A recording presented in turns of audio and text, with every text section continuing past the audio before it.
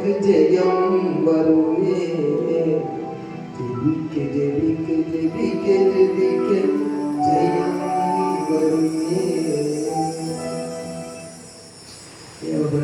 ஒருவர் பெரியார வேலையை ஒப்பு கொடுத்து செபிக்க பார்க்கலாம். 18ஆம் வசனம் படிக்க பார்ப்போம்.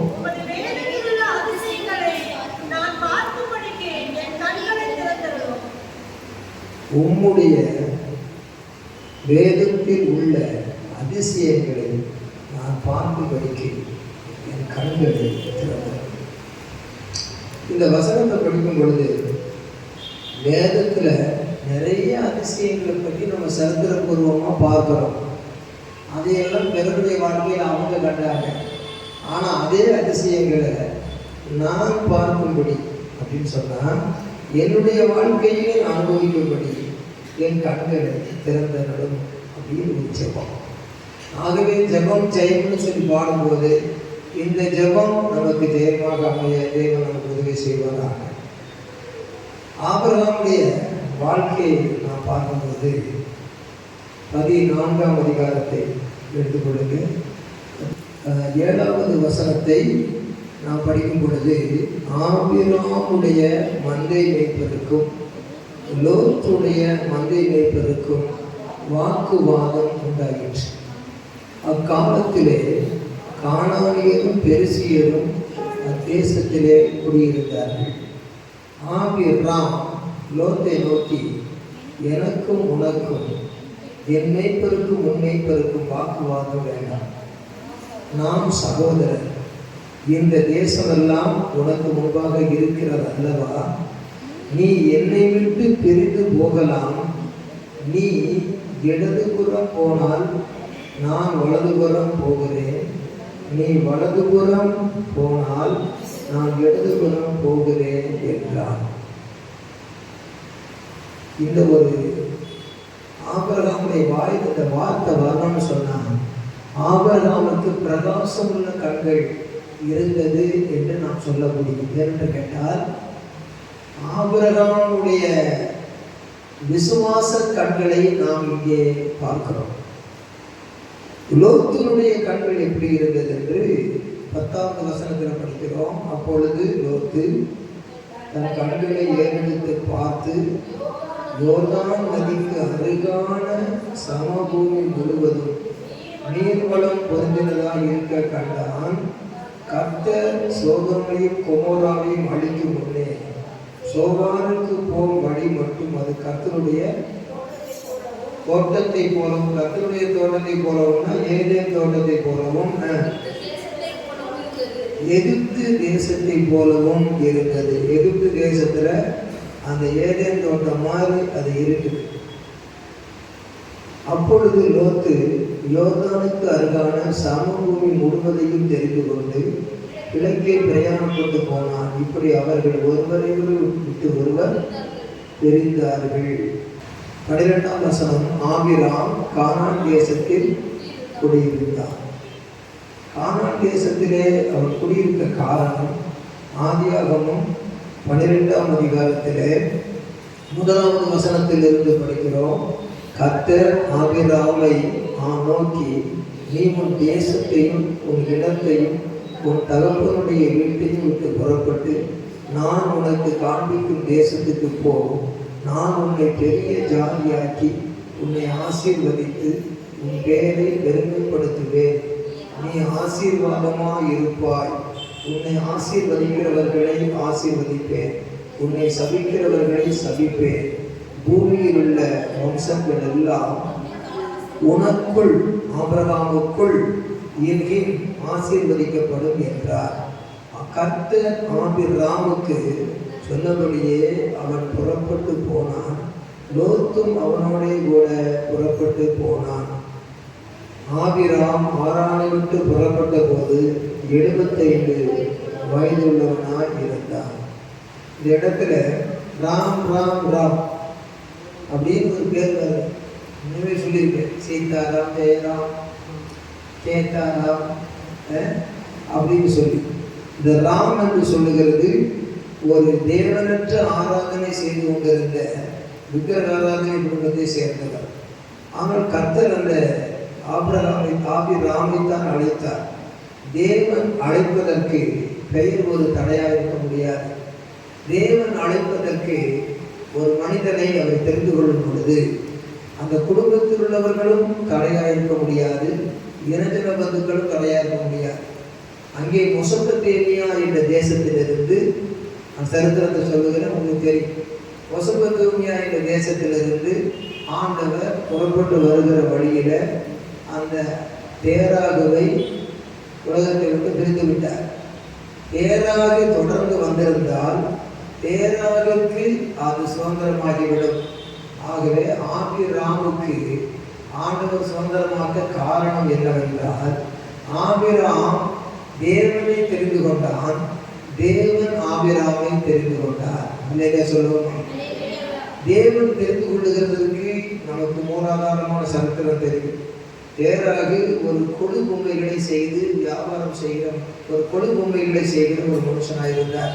அவர் வியாபாரம் செய்தாரோ அல்லது விக்கிரக ஆராதனை செய்தாரோ, அதை ஒரு நாள் அதை ஒன்றை ஒன்று சண்டை போடுகிற மாதிரி இந்த ஆபிராம் செய்து வைத்து விட்டார், உடைத்து விட்டார். அந்த நேரத்திலே தகப்பனார் வந்து எப்படி இது உடைந்தது என்று கேட்கும் பொழுது, அது ஒன்று சண்டை போட்டு உடைத்திருக்கிறது. ஒன்று கம்பு வச்சிருக்கும், ஒன்று வேல் வச்சிருக்கும், ஒன்று கோல் வச்சிருக்கும். அதை அடித்து சண்டை போட்டு உடைச்சிருக்கு. அதே எப்படி அது கல் உயிர் இல்லையே, அதை எப்படி சண்டை போடும், அதை எப்படி சண்டை போட்டு உடையும்? இது யாரும் உடைஞ்சிருக்கிறாங்க. அப்போ தான் அப்பாவுடைய கட்டளை அவர் திறந்தார். நீங்களே சொல்றீங்களே இந்த மாதிரி நானே சண்டை போட முடியாது, அதுக்கு உயிர் இல்லை அப்படின்னு. இல்லை எப்படி அது நடந்திருக்க, உயிர் இல்லாதது தானே அப்படின்னு சொல்லி அப்பாவுடைய கட்டளை திறந்தார்.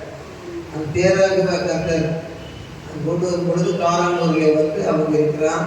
பிறகு சீக்கியமுக்கு தொடர்ந்து ஆபிரகாம் வருகிறதுக்கு முன்னவே இந்த ஆபிரகாம் உடைய தகப்பன் தேராக இறந்து விடுகிறான். அவள் ஆறாமில் இருக்கும் பொழுது அங்கே இறந்துவிட்ட பிறகு இவன் தொடர்ந்து வருகிறான். தேவன் தேராக அழைக்கவில்லை, ஆபிரகாமை தான் அழைத்தார். குடும்பத்திலே ஒரு உண்மையான நிலைமையை ஒருவன் தனித்து அவன் அறிந்து அவன் புரிந்து அவன் வெளியே வருகிறான். ஆகவே தான் கர்த்தர் ஆபிரகாமை நோக்கி, நீ உன் தேசத்தையும் உன் மெசொப்பொத்தேமியா என்ற தேசத்தையும் உன்னுடைய இனத்தையும் தேவனற்ற ஆராதனை செய்கிற கொழுபொம்மை கூட்டத்தாரை விட்டும் உன்னுடைய தகப்பனுடைய வீட்டையும் விட்டு புறப்பட்டு நான் உனக்கு காண்பிக்கும் தேசத்துக்கு போ. நான் உன்னை பெரிய ஜாதியாக்கி உன்னை ஆசீர்வதித்து உன் பெயரை பெருமைப்படுத்துவேன், நீ ஆசீர்வாதமாய் இருப்பாய்ன்னு சொல்ற. ஆனா இதெல்லாம் சொன்ன பிறகுதான் நமக்கு ஆபிரகாமுக்கு ஆசீர்வாதம் தோன்றுது. 11ஆம் அதிகாரம் கடைசியில பாருங்க, தேராகுடைய ஆயுசு நாட்கள் 205 வருஷம். தேராகு ஆறானிலே மரித்தான். ஆறானிலே அவன் மரித்து விட்டான்.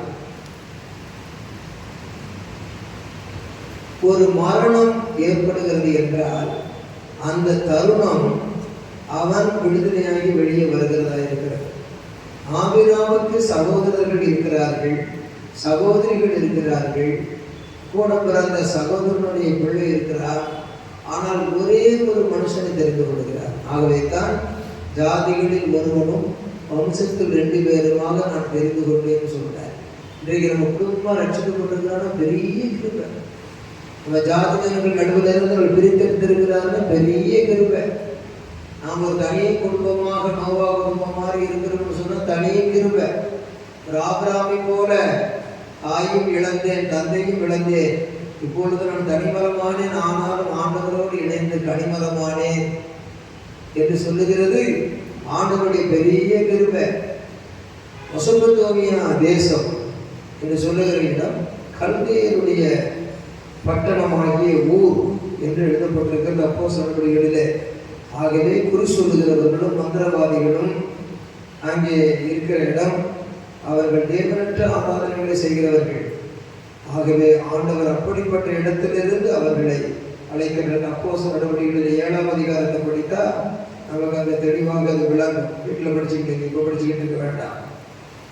ஆகவே தேவனுடைய பிள்ளைகளாகிய நாம் அந்த ஊர் என்ற பெயரையே அங்கே முதல்ல அங்கே தான் பார்க்குறோம்.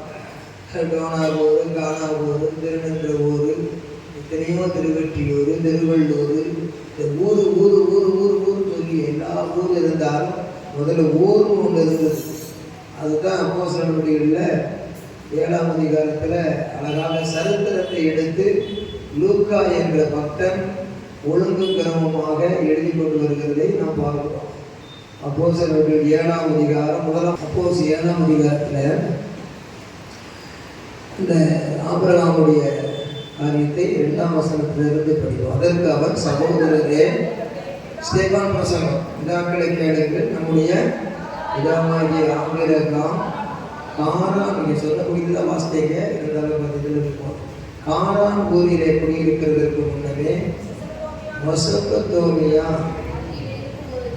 நாட்டிலே இருக்கும்போது மகிமையின் தேவன் அவனுக்கு, அப்பாவுக்கு இல்லை, குடும்பத்தில் சொந்த பந்தம் யாருக்கும் இல்லை, அவனுக்கு பர்சனலி ஸ்பெசிஃபிக்கலி ஆபிரகாம் தரிசனமாகி, நீ உன் தேசத்தையும் மெசொப்பொத்தேமியா தேசத்தையும் உடைய சொந்தக்காரங்களை விட்டும் பிரித்து புறப்பட்டு நான் உனக்கு காண்பிக்கும் தேசத்துக்கு வா என்றார். போ என்றார் எழுதப்பட்டிருக்கிறது, வா என்றார். அப்பொழுது அவன் கல்தேயர் தேசத்தை விட்டு புறப்பட்டு, குறி சொல்லுகிறவர்கள், மந்திரவாதிகள், பலவிதமான தேவனற்ற ஆராதனை செய்கிற மக்கள் கூட்டத்தை விட்டு புறப்பட்டு காரானூரிலே வாசம் பண்ணினான். அவனுடைய தகப்பன் மரித்த பின்பு அவ்விடத்தை விட்டு நீங்கள் இப்பொழுது குடியிருக்கிற இத்தேசத்திற்கு அவனை அழைத்து கொண்டு வந்து குடியிருக்கும்படி செய்தார். அதுதான் கானான் தேசம். 5ஆம் வசனத்தில் பாருங்க, எதிரே ஒரு அடி நிலத்தை ஆகிடும் அவனுடைய கையாட்சிக்கு கொடாமல் இருக்கையில், அவன் சுத்தமாக தனி பணமரம் மாதிரி இருக்கிறான். அப்படிப்பட்ட தனிமரமாக இருக்கிறவனுக்கு ஒரு அடி கூட நிலம் இல்லை. அவருடைய கையாட்சிக்கு கொடாமல் இருக்கையில், அவன் கொடாமல் இருக்கையில்னா ஆண்டவர் தான் அழைச்சாரு, அவர் தானே கொடுக்கணும், அப்போ அவர் கொடுக்கவில்லை. கொடாமல் இருக்கையில் அவனுக்கு பிள்ளை இல்லாதிருக்கும் போது, உனக்கும் உனக்கு பின்புறம் உன் சந்ததிக்கும் இதை சுதந்திரமாக தருவேன் என்று அவனுக்கு வாக்கு தத்தம் பண்ணினார். அந்தபடி தேவன் அவனை நோக்கி, உன் சந்ததியார் அந்நிய தேசத்திலே சஞ்சரிப்பார்கள், அத்தேசத்தால் அவர்கள் அடிமைகளாக்கி 400 வருஷம் துன்பப்படுத்துவார்கள். அவர்கள் அடிமைப்படுத்தும் ஜனத்தையோ நான் ஆக்கினைக்குட்படுத்துவேன். அதற்கு பின்பு அவர்கள் புறப்பட்டு இவ்விடத்தில் எனக்கு ஆராதனை செய்வார்கள் என்றார். அவர்களுடைய ஆபிரகாமுடைய வாழ்க்கையிலே ஒரு ட்ரையம்ப் அவர் கொடுக்கிறார், ஒரு ட்ரிபுலேஷன் வருவதை பற்றி சொல்லுகிறார். இந்த ரெவல்யூஷனோடு கூட இந்த ரெவல்யூஷனான அந்த பகுதியில் உலகத்தில் வாழுகிறான். அந்த நேரத்தில் இந்த பகுதியில் ரெவல்யூஷன் பின்னால் நடக்க போகிறத சொல்கிறார். இவன் ப்ரெசன்ட்ல அவனுக்கு செய்யும்போது வாக்குத்தத்தம் கொடுக்கிறார். அப்போ இங்கே என்ன சொல்லப்பட்டிருக்கிறதுனா, அவர் ப்ராமிசிங் காட், கர்த்தருக்கு ஸ்தோத்திரம், வாக்குத்தத்தம் கொடுக்கக்கூடிய தேவனாக இருக்கிறார். அந்த பின்வரும் சந்ததியை குறித்தெல்லாம் சொல்லுகிறார். நமக்கு நம்முடைய பின்வரும் காலங்களை பற்றியெல்லாம் நம்பிக்கை இருக்க வேண்டுமானால் நமக்கு ஒரு தரிசனம் இருக்க வேண்டும், விஷன் ஆஃப் காட். இரண்டாவது அவர் பேசின வார்த்தை இருந்தது, வேர்ட் ஆஃப் காட். அவர் vision of God, word of God ரெண்டும் இருந்தது தான் அவருக்கு தெரியும். இது ரெண்டையும் வைத்துக்கொண்டு அவர் தனியாக இருந்தாருன்னு, பிள்ளை இல்லாமல் இருந்தாருன்னு, ஒன்றும் இல்லாமல் இருந்தாருன்னு, அவர் தெரிஞ்சதெல்லாம் God, God's word, that is அவர் கிரேட் நீட் நவடேஸ். அதுதான் கற்றுக்கொள்கிறோம்.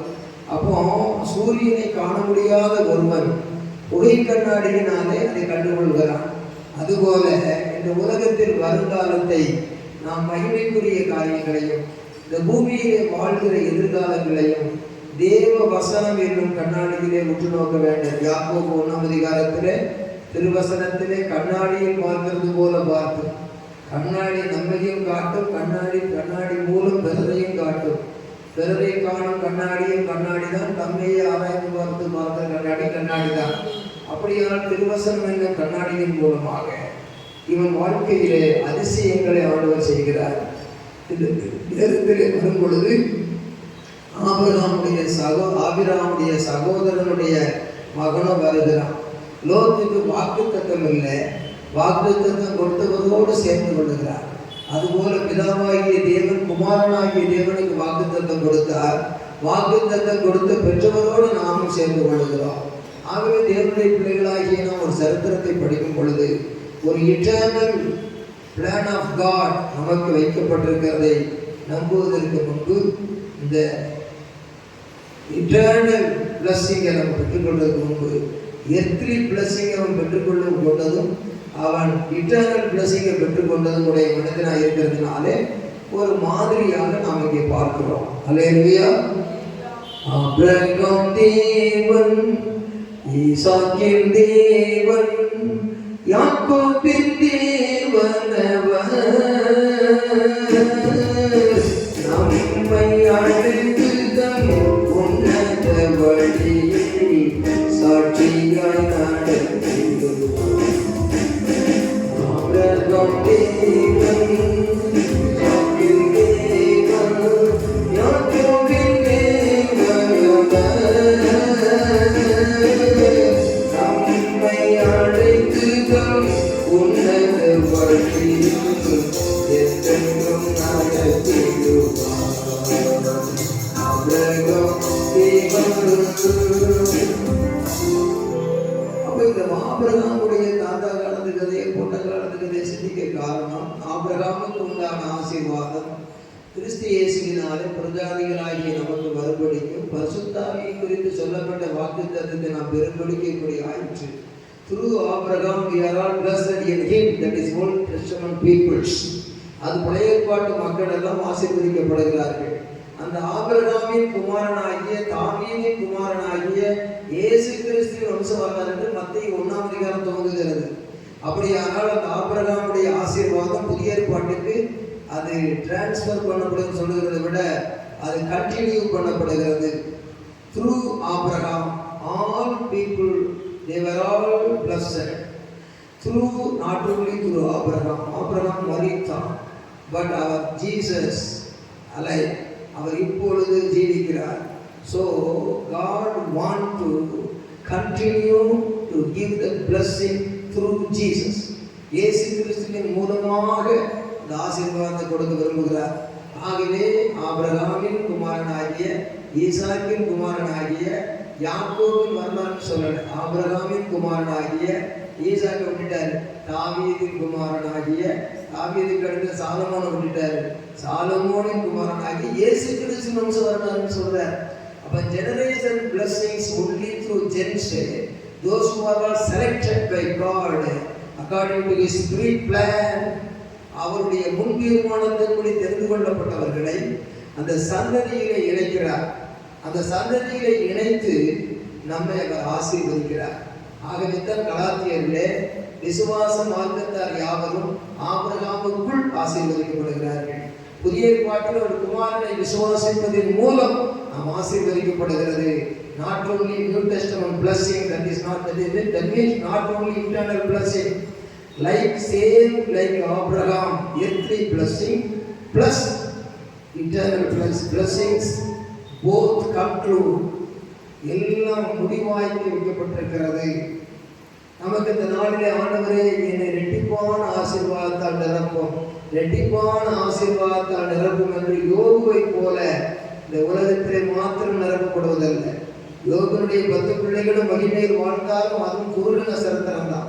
ஆனால் ஒரு பெரிய சரித்திரம் என்னவென்றால் நாம் எல்லாரும் கிறிஸ்துவுக்குள் அங்கே பூமியிலே வானத்திலும் பூமியிலும் இருக்கிற யாவும் பூலோகத்திலும் எங்கும் உள்ள யாவும் கர்த்தருக்குள் ஒன்றாய் கூட்டப்பட வேண்டும் என்று பவுல் சொல்லுகிறதை நாம் பார்க்கிறோம். கிறிஸ்துவுக்குள் ஒன்றாய் கூட்டப்பட வேண்டும்.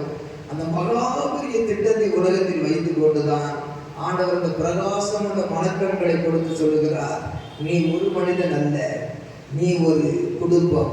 நீ ஒரு குடும்பம் அல்ல, நீ ஒரு கோத்திரம். நீ கோத்திரம் அல்ல, நீ ஒரு நாடு. நீ ஒரு நாடு மாத்திரமல்ல, வெற்றி பெற்று நீ ஒரு ஜனமாக மற்ற ஜனத்துக்கு முன்பாக விசேஷித்தவனாய் காணப்படுவாய் என்று அன்றே ஒரு எழுத்து போட்ட அப்போ ஆபிரகாமுக்கு என்ன தலையெடுத்தோ அதுதான் அவங்க ஜனங்களுக்கெல்லாம். ஆபிரகாமுக்கு மூலமாக கிறிஸ்துவுக்குள் என்ன தலையெடுத்தோ கிறிஸ்துவனும் நமக்கும் தலையெடுத்து தான். அந்த தலையெடுத்து என்னன்னு கேட்டா நம்ம தலையிலே பதிய வேண்டிய வேத எழுத்து. அந்த வேத எழுத்தை மீறி நம்மை சேதப்படுத்தக்கூடிய சக்தி இந்த உலகத்திலே ஒன்றுமே இல்லை. ஆகவே ஆபிரகாமுடைய வாழ்க்கையிலே வெற்றியும் தோல்வியும் மாறி மாறி வந்தாலும் அவனுடைய கண்கள் அதிசயங்களையே கண்டு வந்தது. நாமும் கூட இன்றைக்கு கிறிஸ்துவனுடைய வாழ்க்கையில எத்தனை துன்பங்கள் வந்தாலும் அவர் அதிசயமாக வெற்றி சிறந்தார். அவருக்குள்ளே வாழக்கூடிய நாமும் நீதிமானுக்கு வருகிற துன்பங்கள் அநேகமாக இருக்கும், எல்லாவற்றிலும் நின்று கர்த்தர் விடுவிப்பார் என்று சொன்னது போல நமக்கு எல்லா சூழ்நிலையிலும் அது வெற்றியை கொடுத்தே வருகிறார். எப்பக்கம் நெருக்கப்பட்டு ஒடுங்கி போகிறதில்லை, கலக்கமடைந்து மனமுறிவடைகிறதில்லை, கீழே தள்ளப்பட்டு நாங்கள் வடிந்து போகிறதில்லை. இந்த மகத்துவம் உள்ள வல்லமை எங்களால் உண்டாயிராமல் தேவனால் உண்டாயிருக்கிறது என்று நாங்கள் இந்த பொக்கிஷத்தை எங்கள் மண்பாண்டங்களிலே பெற்றிருக்கிறோம் என்று பவுல் சொல்லுகிறார். அவருக்கு அப்படி சொல்லிவிட்டு இந்த பிரகாசம் உள்ள மனக்கண்களை விசுவாசிகளுக்கும் கொடுக்க வேண்டும் என்று நான் வேண்டிக் கொள்ளுகிறேன் என்று சொல்லுகிறேன். அப்போ பிரகாசம் உள்ள மனக்கண்கள் என்று சொல்லுகிறது அவர்களுடைய சரித்திரத்தை படிப்பதல்ல. அவர்களுடைய பிரகாசம் உள்ள மனக்கண்களுக்கு காரணம் என்ன? அவர்கள் பிரகாசம் உள்ள மனக்கண்களில் கண்டது என்ன? உலக பிரகாரமான காய்கிற காட்சியின் மத்தியிலும் அவர்கள் ஆவிக்குரிய காட்சியை கண்டார்கள். இதுதான் விளங்கிக் கொள்ள வேண்டிய சத்தியம். அல்லேலூயா. கண்களே நீ காண்பது என்ன?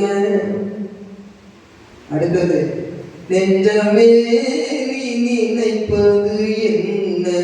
1 2 3 4. கண்களே நீ காண்பது என்ன? நெஞ்சமே நீ நினைப்பது என்ன? என் கண்களே நீ போவது எங்கே? என் கண்களே நீ போவது எங்கே? என் கைகளே நீ செய்வது என்ன? என் கால்களே நீ போவது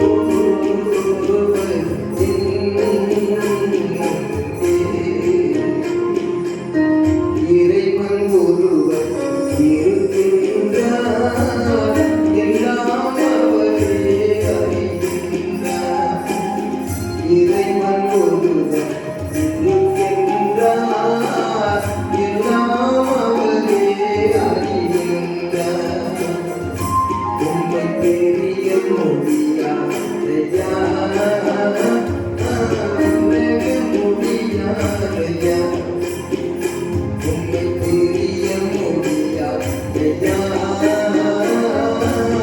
தெரிய முடியாதையா, முடியாதையா.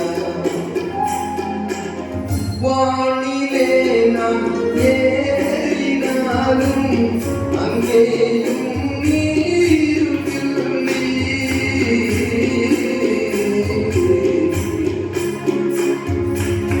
பூமியின் தாழ்விடம் இறங்கி போனாலும் அங்கேயும்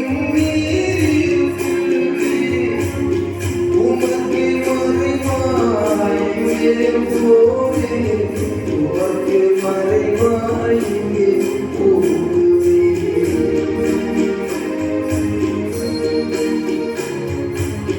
உமக்கு மறைவாய் எங்கே போனே, உமக்கு மறைவாய் எங்கே ஓடுவே. உம்மை தெரிய முடியாதையா, உம்மை விட்டு விலக முடியாதையா. உம்மை தெரிய முடியாதையா, உம்மை விட்டு விலக முடியாதையா. நெஞ்சிலே நான் நினைத்திடும் முன்னே இணைப்பை எல்லாம் அறிகின்றேன். இறைவா நெஞ்சிலே நான் நினைத்திடும்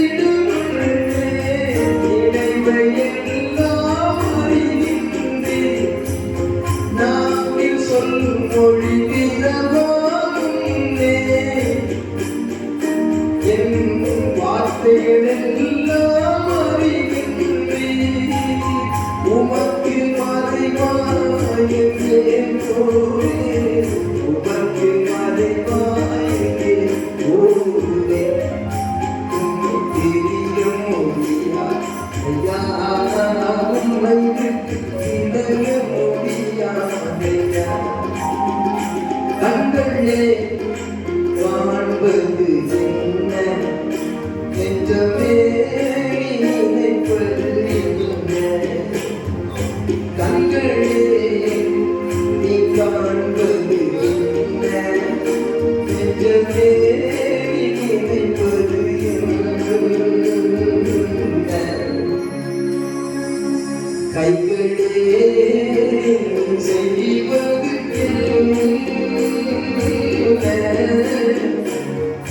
கைகளே நீ செய்வது என்ன கால்களே நீ போவது எங்கே என் கால்களே நீ போவது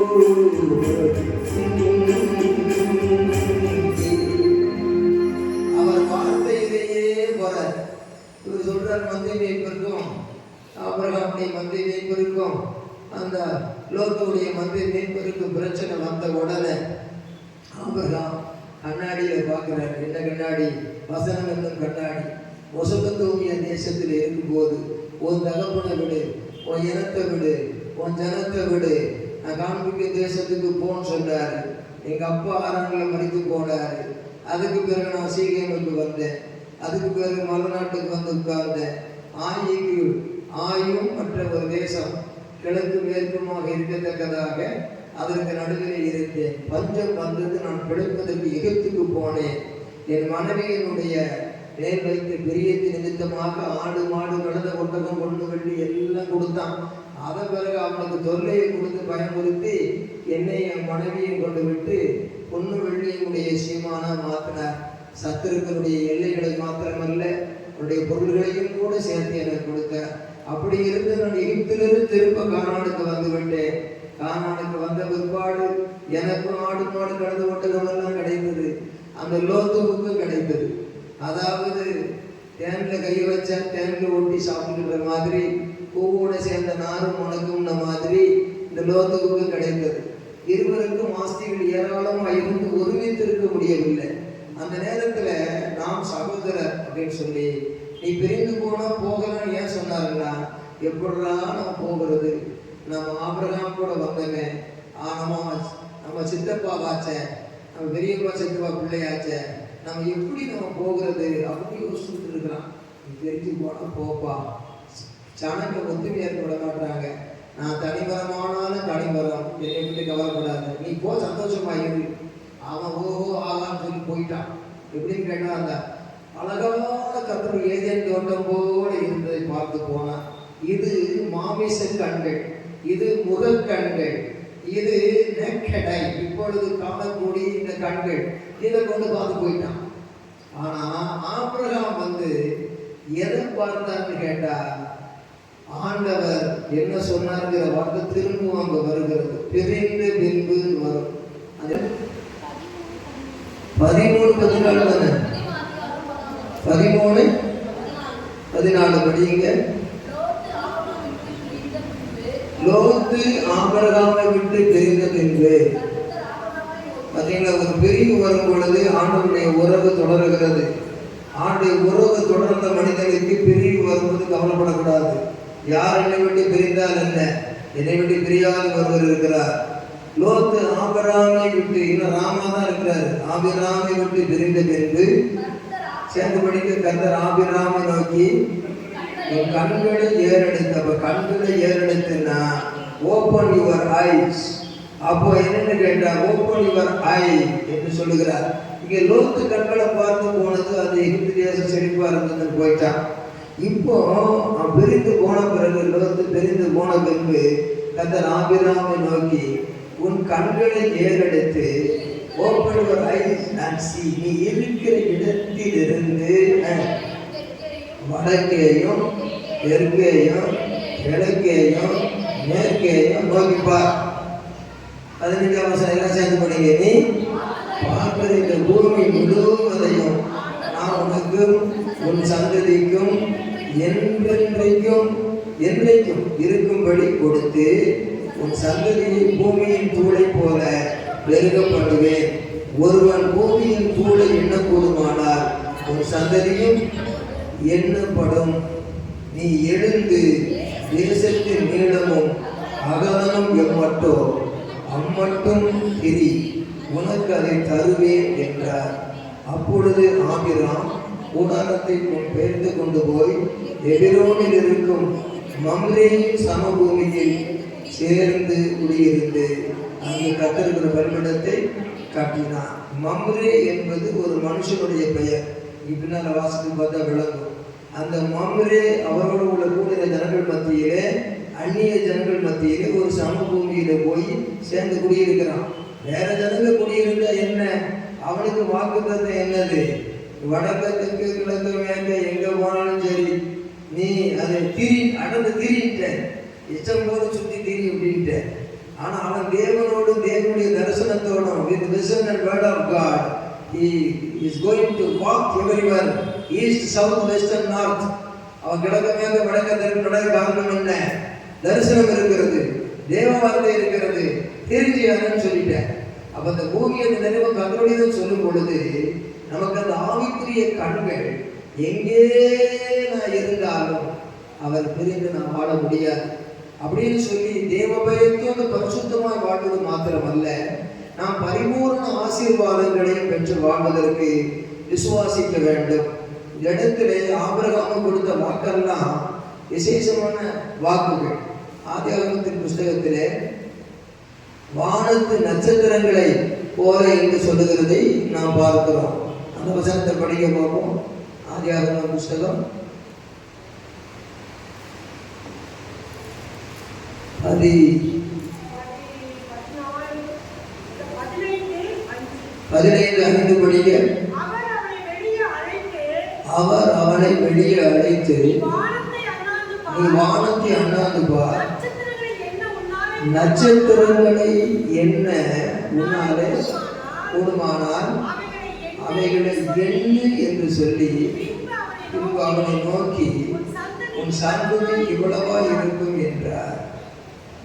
அவன் கர்த்தரை விசுவாசித்தான். அதை அவர் அவனுக்கு ஒரு பிள்ளை கூட இல்லை, ஒரு அடி இடம் கூட இல்லை. அங்க 1 feet of earth place, 1 feet place கூட இல்லை, ஒரு பிள்ளையும் இல்லை. அந்த நேரத்துல அந்த vision of God, word of God supply all his need according to the word of God. அப்ப என்னன்னா நமக்கு ஆண்டவரோடு உள்ள காரியம்தான் முக்கியம். நான் ஒருவனா இருக்கிறேனே, என்னை விட்டு தகப்பன் பிரிந்துட்டாரு, என்ன சகோதரர்கள் இல்லையே என்று சொல்லி அவன் கூட வேற பாரம் வந்து சேர்ந்திருக்குது. இந்த நேரத்தில் செய்வேன் அந்த ஆறானுடைய மகனையை விரோதியை கூட்டுக்கிட்டு போய் அங்கே வச்சு கஷ்டப்பட்டு அவனும் பிரிஞ்சு போய் என்ன செய்யறதுன்னு சொல்லி போட்டு இருக்கிற நேரத்தில் ஆண்டவர் பிரிவுக்கு பின்பு அவருடைய உறவையும் அவருடைய வாக்கு தத்துவத்தினுடைய ஒரு ஆசீர்வாதத்தையும் கொடுக்கிறார். இன்னைக்கு கூட பார்த்தீங்கன்னா அந்த கல்ஃப் கண்ட்ரீஸில் அந்த பகுதிகளில் பார்த்தா எல்லா ஜனங்களும் மண்ணை குடைந்து எண்ணெய் எடுக்கிறார்கள். கச்சா எண்ணெய் முதற்கொண்டு மண்ணை குடைந்து எண்ணெய் எடுக்கிறார்கள். அதுவும் அந்த இஸ்மவேலுடைய கூட்டம். அதுக்கு பிறகு பார்த்தா ஈசாக்கு, அதன் வழியாக ஆபிரகாமுடைய குமாரனாகிய தாவீதின் குமாரன் இயேசு கிறிஸ்து வந்து சந்ததி வரலாறுன்னு வானத்து நட்சத்திரங்களை போல 24 கோத்திரமும் 12 கோத்திரம், பழைய ஏற்பாடு புதிய ஏற்பாடு 12 கோத்திரம் சேர்ந்து அங்கு பரிசுத்த நகரத்திலே பெயர் எழுதப்பட்டவர்களாக அங்கே அப்போஸ்தல நாமங்கள் எழுதப்பட்டிருக்கிறது. ஆபிரகாமுடைய பிரகாசமான நட்சத்திரம் போல மற்றவர்கள் ஆசையை ஏற்று தேற்றுகிறார். பூமியிலேயே அவர் பொண்ணு வெளியுடைய சீமானாய் இருந்தார். அப்படியானால் ஈசாக்கு என்ற சொந்த புத்திரனுக்கு ஆபிரகாம் ஆசீர்வாதம் கொடுத்தது வித்தியாசம், அவருடைய மறுமனையாட்டிகளுக்கு கொடுத்த வெகுமதி வித்தியாசம். அதுபோல வாக்குத்தத்தத்தின் பிள்ளை ஈசாக்கு கொடுத்த ஆசீர்வாதம் வானத்து நட்சத்திரங்களை போல பெருகு. அதிலே தான் நம்முடைய பெருக்கமான கூட்டம் கிறிஸ்தவர்கள் தேவ பிள்ளைகள் வந்திருக்கிறோம். ஆனால் இந்த இஸ்மவேல் கூட்டம் அது ஆகாருக்கு பிறந்த பிள்ளை, அதுக்கு கொடுத்த வெகுமதியும் விசேஷம் வேற. நீ மண்ணை குடைந்து எண்ணெய் எடுன்னு சொன்னவரு, நீ நீ விண்ணை கடந்து நட்சத்திரமாய் பிரகாசம் சொல்லி வச்சிருக்கிறார். அப்படியான ஆண்டவருக்கு வாக்குப்படி அநேக ஆவிக்குரிய பிள்ளைகளாகிய நாம் மறித்து விசுவாசித்து பரலோகம் போய் மூன்றாம் வானம் போய் பிறகு நட்சத்திரங்களை போல ஞானவான்கள் ஆகாயத்து ஒளியை போலவும் பிரகாசிக்கிற அநேக நீதிக்குட்படுத்துகிறவர்கள் நட்சத்திரங்களை போலவும் என்றென்றைக்கும் சதாகாலங்களில் பிரகாசிப்பார்கள். Spiritually and physically materially in every area of our life God's blessing is with us upon us. ஆனா அவங்களுக்கு பார்த்தா இந்த எர்த்லி blessing இருக்கு. இன்னும் கூட இயேசு விசுவாசிக்கல, நட்சத்திரமா மாற இஷ்டம் இல்லை. இந்த பூமிக்கு கீழே குழந்தை எண்ணெய் எடுத்து மண்ணாக விட்டுட்டு வரமாட்டான் உலகத்துக்கு. இதான் உலகம். இன்றைக்கு ஆண்டவருடைய மரணத்தையும் உயிர்த்தெழுதலையும் விசுவாசிக்காதவர்களாக இருக்கிறார்கள்.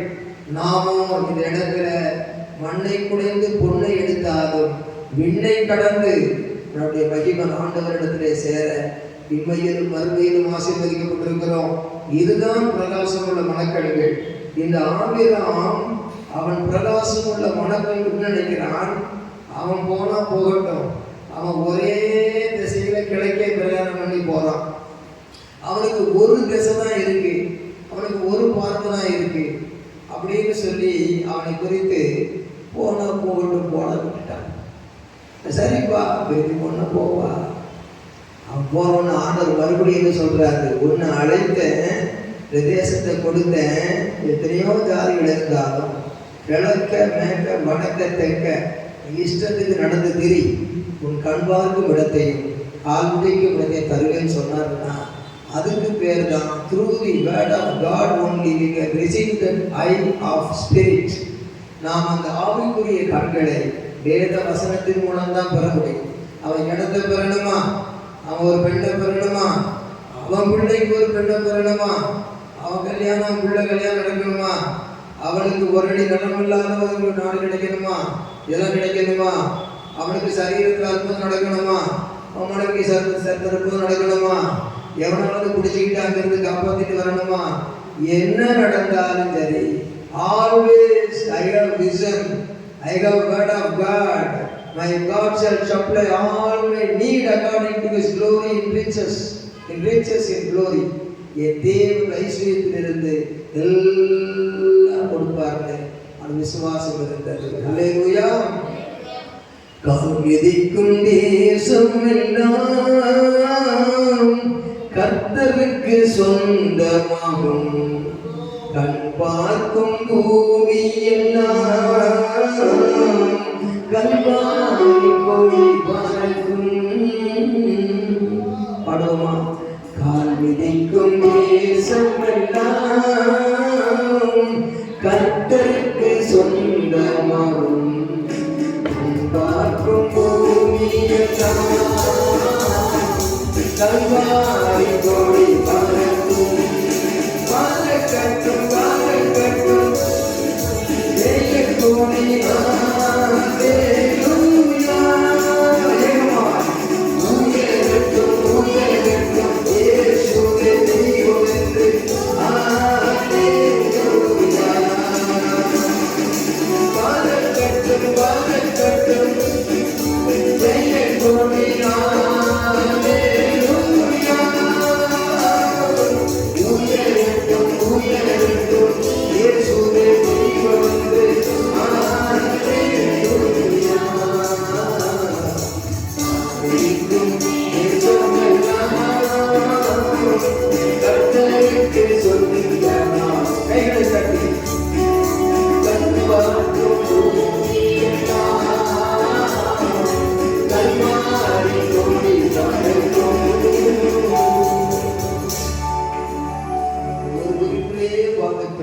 என்னன்னா இவருக்கு ஆவிக்குரிய பார்வை வசம். எனக்கு படிப்புல என்ன செய்யலாம், எனக்கு கல்யாணத்துக்கு என்ன செய்யலாம், எனக்கு வீட்டுக்கு என்ன செய்யலாம், ஒரு அடி நிலத்துக்கு எனக்கு கூட இல்லையே, நிலத்துக்கு என்ன செய்யலாம், கர்த்தர் கொடுத்த இடத்துல நான் இருக்கிறேன், கர்த்தர் வைத்த சபையில இருக்கிறேன், அவர் என்னோடு பேசுகிறார், எனக்கு எப்படி கிடைக்கும், எப்படி நடக்கும் எனக்கு தெரியாது, அவர் எப்படியாவது இதை செய்வார். காரணம் என்னுடைய தேவன் தரிசனத்தின் தேவன், என்னுடைய தேவன் தேவ வார்த்தை கொடுத்த தேவன், என்னுடைய தேவன் தெரிகிற இடமெல்லாம் அவருடையது என்று சொன்னார் என்று அந்த ஆவிக்குரிய கண்ணோட்டம் இருந்ததினாலே அவன் டேக் இட் ஈஸின்னு சொல்லி போனா போப்பா அப்படின்னு இவனுக்கு அந்த விசுவாச கண்கள் இருந்தது. இன்றைக்கு நாம் சில காரியங்களிலே பகைமைகளை வைராக்கியங்களை பாராட்டாமல் இருப்பதற்கு ரகசியம் தெரிய வேண்டும். இதை போலதான் கண்கள் திறக்கப்பட்டவள் ஆகார். இதை போலதான் கண்கள் திறக்கப்பட்டவன் வேலைக்காரனுடைய கண்களை திறந்தவன் சொன்னான்.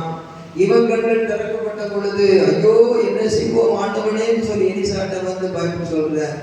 அவன் காலையிலே போனவன் பயந்துட்டு சொல்றான், நம்மோடு இருக்கிறவர்கள் அதிகமப்பா, அவர்களோடு இருக்கிறவர்களை பார்க்கிற நம்மோடு அதிகமப்பா, ஏன் பயப்படுற?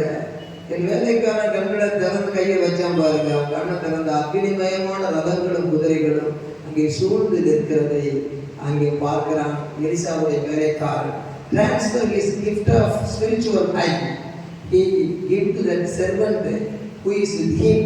அவனோட இந்த வேலைக்காரன் கொடுத்தார். ஒரு சபையுடைய போதகருடைய ஆவிக்குரிய சொப்பன தரிசன வரங்கள், தேவ விசுவாச வரங்கள், ஆசீர்வாதம் பெற்றுக்கொள்கிற அனுபவங்கள் விசுவாசிகள் மீது பாய வேண்டும். கர்த்தருடைய நாமத்துக்கு மகிமை உண்டாவதாக.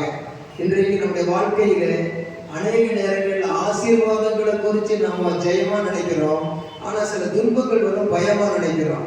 வாட் மே கம், எல்லாத்துக்கும் ஆண்டவர் தான் பொறுப்புன்னு விசுவாசித்தா அவர் கைவிடவே மாட்டார். அலையில சொல்லுவோமா, அலையில சொல்லுவோமா, அல்லேலூயா.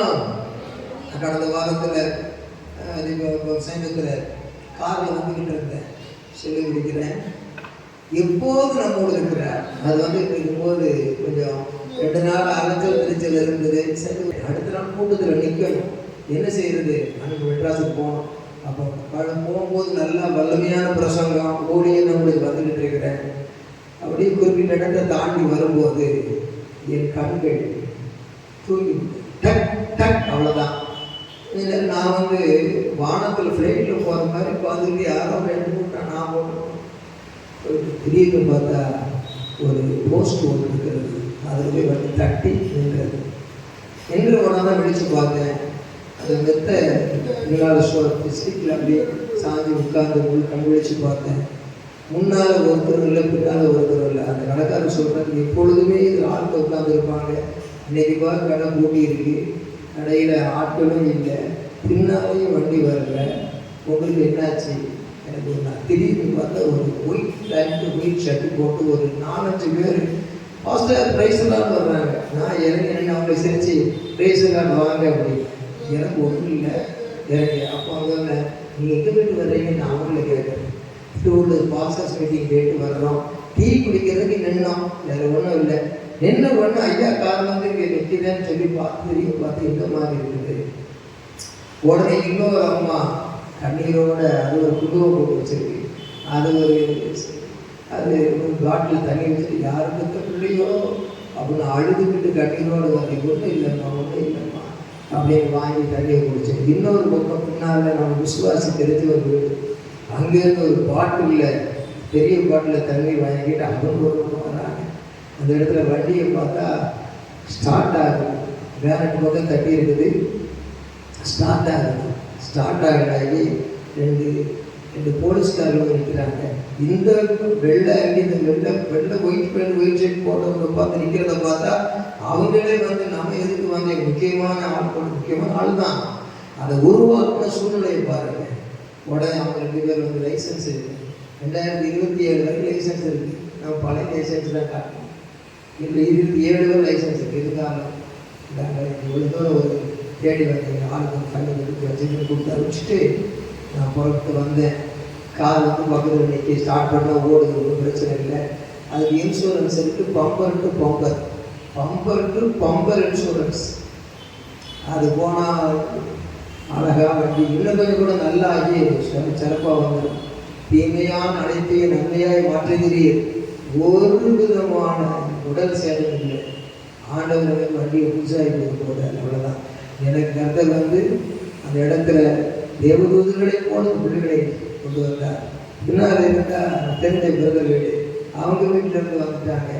எதிரில் இல்லை அந்த போஸ்ட் கட்டி என்ன இடத்துல உள்ள வீடு கிறிஸ்தவங்க வீடு, இப்படியெல்லாம் ஒரு அற்புதம் செய்யும் போது வசனங்கள் ஞாபகம் வந்தது. எனக்கு அனுகூலம் பண்ணுகிறவர்கள் நடுவில் என் தேவன் பட்சத்தில் இருக்கிறார். ஆகவே வானிலே ஏறினாலும் பூமியின் கீழ் போனாலும் என்னை சூழ்ந்திருக்கிறீர், ஒன்றும் உங்களை சேதப்படுத்த சொல்லப்படி ஒரு சின்ன ஒரு அவதூறு இல்லை. எதுக்கு சொல்லுகிறேன்? ஆண்டவர் நம்மோடு கூட இருந்தால் செங்கடலையும் தாண்டி செல்லலாம், வானிலும் பறந்து செல்லலாம், பூமியின் கீழ் புதைத்தாலும் நாம் உயிர்த்து எழுந்து பரலோகத்திலே வாழலாம்.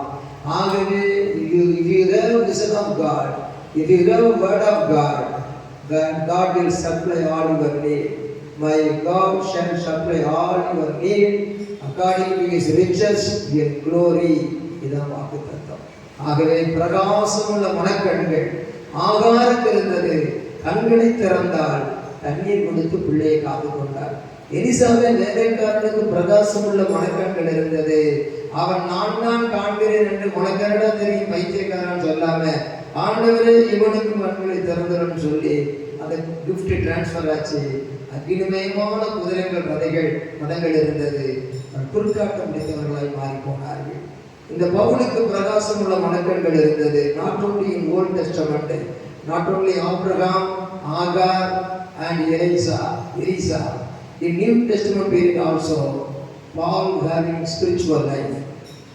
அவனுக்கு ஒரு நல்ல ஒரு ஆவிக்குரிய கண்ணோட்டம் இருந்தது. இந்த கப்பலிலே பிராணச்சேதம் ஏற்படாது, கப்பற்சேதமே அன்றி பிராணச்சேதம் ஏற்படாது. நான் சேவிக்கிற தூதனானவர் இரவிலே வந்து என்னிடத்தில் சொப்பனத்தில் தரிசனத்தில் நின்று கப்பற்சேதமே அன்றி பிராணச்சேதம் ஏற்படாது என்றார். சாப்பிடாம அப்படியே கொஞ்சி போய் உட்கார்ந்தவங்களாம், தளர்ந்து போனவங்களாம் மலர்ந்த முகத்தோடு புசிக்கத்தக்கதாக இவன் விட்டு அப்பத்தை புசித்தான். அவர்களும் புசித்தார்கள். கட்டைகளை பிடித்துக் கொண்டு கரை சேர்ந்தார்கள். பவுல் போன தீவு வெளித்தா தீவு, சோதனை மேல் சோதனை என்று இவன் கடல் கடந்து வந்து இவனை இந்த பாம்பு கடித்து விட்டது, இவன் பெரிய பாவி என்று சொல்லிக் கொண்டிருக்கும் பொழுது அவன் சாகாமல் இருந்தான். அந்த ஊர்ல வெளித்தா தீவில் அந்த பாம்பு கடிச்ச வீக்கம் கேட்டு உடனே சாவாங்க. அவன் சாகாததை கண்டு இவனுக்கு பெரிய மதிப்பு கொடுத்து தேவர்கள் நமக்கு இறங்கி வந்திருக்கிறார்கள் சொல்லி அவன் பூஜை பண்ண ஆரம்பிச்சுட்டான். அங்க வந்து பெரிய அளவில் வந்து அப்பொழுது மனுஷரே ஏனதை செய்கிறீர்கள், நானும் உங்களை போல மனுஷன் தான் சொல்லி புகுலியூர் என்ற ஒரு அந்த ஊர் தலைவனுக்கு ஜெபம் பண்ணி கடைசியில் வெளித்தா தீவில் இருந்து எங்களை விட்டு பிரிஞ்சு போறீங்களே ஐயா அப்படின்னு பண்ண பதார்த்தம்லாம் ஏற்றி அனுப்பிச்சு விட்டாங்க. நான் என்ன சொல்றேன்னா, கர்த்தருடைய 139ஆம் சங்கீதத்தினுடைய அந்த பிரசன்னம், omni science, omni potent, omni present, God is everywhere, omni present, omni potent, God can do everything. Omni science, அவருக்கு எல்லாம் தெரியும். அவர் என்னோடு இருக்கிறார், என்னை சூழ்ந்து இருக்கிறார், வீட்டுக்குள்ள இருக்கிறார், வீட்டை சுற்றில் இருக்கிறார், வாகனத்துக்குள்ள இருக்கிறார், போக்குவரத்தில் இருக்கிறார். What may come, don't worry. ஆண்டவர் நமக்காக இப்படிப்பட்ட பிரசன்னத்திலே சுவாசத்திலே இணைந்து இயேசு இருக்கிறதுனால இன்பம் வந்தாலும் அவரோடு, துன்பம் வந்தாலும் அவரோடு. இந்த நிலைமையிலே நாம் கர்த்தருக்குள் மகிழ்ச்சியாக இருக்கும் பொழுது நம்முடைய பிள்ளைகளுடைய படிப்பு, பிள்ளைகளுடைய கல்யாணம், பிள்ளைகளுடைய எதிர்காலம், நம்மளை வேண்டிய இடம், வீடு. அந்த ஆபிரகாமுக்கு மனைவி நிமித்தம் அவன் தப்பு செய்திருக்கல, அவனுக்கு பயம் பிடிச்சிருச்சு. அவன் ஏற்கனவே கொடுத்துக்கிட்டே வந்தான். தீமை செய்ய நினைச்ச போது அவனுக்கு பயம் பிடிச்சு சொப்பனத்தில் அவனுக்கு எச்சரித்து கொடுக்க வச்சுட்டார். கொடுத்ததெல்லாம் நீ வாங்க முடியுமா? அவன் கொடுக்க வச்சுட்டார். அந்நியர் இவனை சுதந்திரிக்க வச்சிருக்கார். ஒரு அடிக்காலம் கூட இல்லை, சுதந்திரிக்க வச்சுட்டார். கடைசியில் அந்த பொண்ணு சீமானம் மாறுறதுக்கு எப்படி கிடைச்சது கேட்டால் அப்படி கிடைச்சது. அதுக்காக நமக்கு வந்த ஆண்டவர் இந்த பூமியை நமக்கு ஆசீர்வாதமாக இருக்க பண்ணியிருக்கும் பொழுது ராம ஆண்டான ராவண ஆண்டான இந்த உலகத்தை, உலகங்கள் யாவும் உம் அரசாங்கமே, ஒவ்வொன்றும் நீர் செய்யும் அதிகாரமே என்று சொல்லி வானத்திலும் பூமியிலும் சகல அதிகாரம் உள்ளவருக்கு மகிமை செலுத்தி வாழ்வோம். கர்த்தர் நம்மை ஆசீர்வதிப்பாராக. அல்லேலூயா. ஆமென். உடைய பிள்ளைகளை ஆசீர்வதி. என்னை நீ பாதுகாத்த அன்புக்காக நன்றி. உங்களுடைய பிள்ளைகளை பாதுகாத்த அன்புக்காக நன்றி. கடந்த வாரம் கிரேஸ் விட்டாய எல்லா பிள்ளைகளுக்கும் நல்ல நேர்த்தியான இடங்களில் எனக்கு பங்கு கிடைத்தது. சிறப்பான சுதந்திரம் எனக்கு உண்டு என்ற வாக்குப்படி ஆசைகளையும் ஒவ்வொருவருக்கும் நல்ல சுகத்தையும் பலத்தையும் தீர்க்க ஆயுளையும் தாரும். ஆண்டவரே, இடத்தில் உடைய வல்லமை எல்லா தடைகளையும் உடைத்தெறியும்படியாக செபிக்கிறோம். கர்த்தாவை படிக்கிற பிள்ளைகளுக்கு வெற்றி கொடுத்தீரே, ஸ்தோத்திரம். ஆண்டவரே கர்த்தாவை, இந்த வருஷத்திலே கர்த்தாவை எங்கள் தேசத்தையும் தமிழ்நாட்டையும் சென்னை பட்டணத்தையும் பரிபூர்ண சித்தத்துக்கு ஒப்பு கொடுக்கிறோம். அற்புதமான காரியங்களை, அதிசயமான காரியங்களை செய்ய போவதற்காக நன்றி. ஆண்டவர் இந்த பிள்ளைகளை ஆசீர்வதித்து அனுப்பும். என சோர்ந்து போய் வந்திருக்கிற பிள்ளைகள் ஜெபித்து கொண்டே இருக்கிறேனே என்று சொல்லுகிற பொழுது தேவன் செய்ய நினைத்து தடைபடார். அப்ப ஜெபம் பண்ணினா அவர் செய்ய நினைக்காது தடைபடும். அவர் செய்ய நினைத்தது தடைபடார். ஆண்டவர் நினைச்சார்னு சொன்னார், ஒரே நிமிஷம் எல்லாம் செய்திருக்கப்பா. கூடவே இருக்கிற இந்த பிரசன்னத்தை ஒவ்வொருவர் உணரட்டும். ஆண்டவரே, பிரசன்ஸ் ஆஃப் காட். ஆண்டவரே, ப்ராமிஸ் ஆஃப் காட். ஹalleluya, providing God, power of God. In the name of Jesus, you pronounce upon these people's Lord. ஆசீர்வதியும். உரமக்க பகசந்ததுகலபலபலபல ஷபபபபப எல்லா கரங்களை தட்டி ஒரு தேவ பிரசன்னத்தின் அபிஷேகம் எடுத்துக்கொள்ளும். உரமபபப faith, full faith in the name of Jesus. Vikrama பகசந்ததுகலபல சீக்கிரமாய் வருகிற ஆயுதம் இயேசு கிறிஸ்துவின் நாமத்தினால் வேண்டுகிறோம். ஜீவனுள்ள பிதாவே, உம்முடைய கர்த்தராகிய இயேசு கிறிஸ்துவின் கிருபை, பிதாவாகிய தேவனுடைய அன்பு, பரிசுத்தாவின் அன்பியோடு ஐக்கியம் அனைவரோடு கர்த்தரை வருகை மட்டும் இருப்பதாக. ஆத்துமாவே கர்த்தரை ஸ்தோத்திரி.